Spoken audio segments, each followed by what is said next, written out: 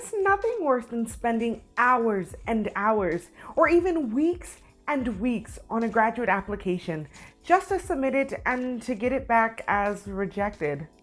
And it could very well be just because you weren't focusing on the most important parts of a graduate application.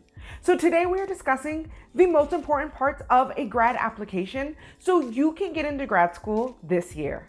Now, of course, all graduate applications are going to look a little different field to field or even school to school. But the first most important part of any graduate application is your letter of recommendations. Now, I've never really seen anybody talk about letters of recommendation as an integral part of your application, and it's probably because it is the one part of your application that you have the least amount of control. But I do think it's important to say there are still ways to be strategic and very thoughtful in the way that you ask for and organize your letters of recommendation. Now, I have a video all about how to ask for letters of recommendation and who are the best people that you should consider so you can make your application look more competitive. And if you're interested in that, I will plug that at the end screen of this video so you can watch that immediately after this video. But for the purpose of this video, I think it is super important to say that don't look at your letters of recommendation as this kind of throwaway or less important aspect of your graduate application,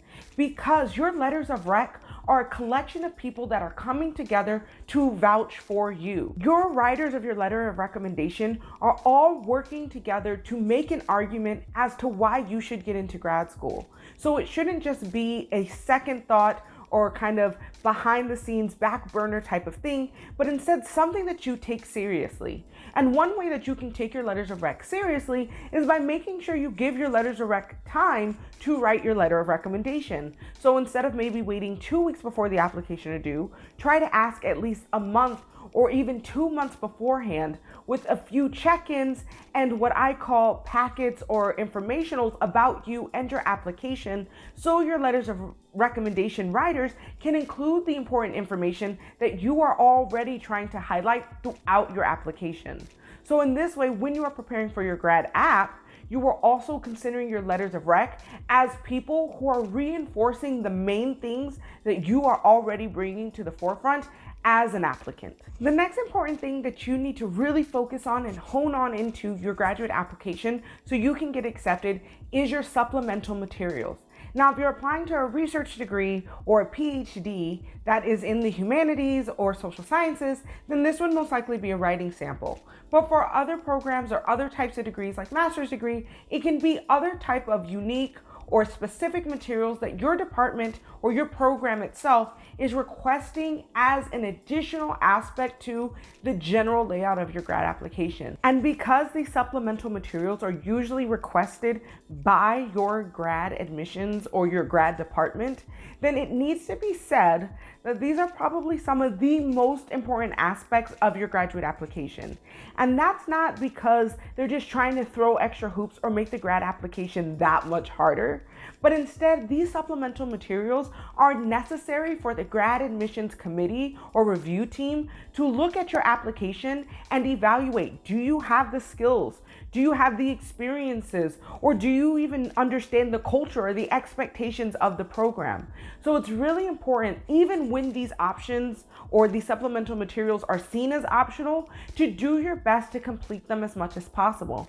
Because most grad admissions teams aren't going to waste their time making up questions just for fun. Instead, these supplemental materials often, more times than not, are an opportunity for you to demonstrate that you have a specific skill set, that you have a specific background or understanding, or the list can go on, but it's a way for you and the admissions committee to really have a good understanding of where you are at academically or professionally, and what skill sets, what experiences can you bring into your grad experience. And so it's important that you really focus on your supplemental materials, on your writing sample, because this is the part that they're going to be looking with a fine-tooth comb. This next one I think is actually the most important one.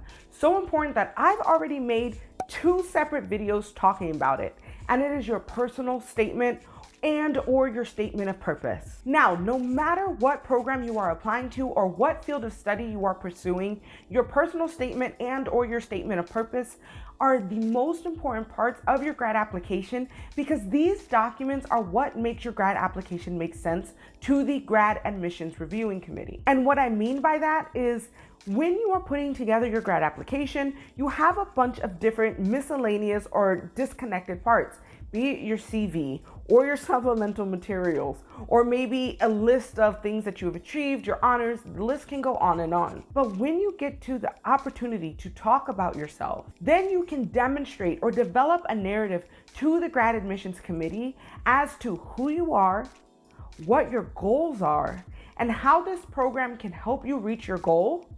And for an added bonus, you can even talk about how your goals will help improve the program or even the world at large. So I cannot stress enough that a personal statement is not some hippy dippy throwaway letter that talks about your feelings and like who you are and your biographical details.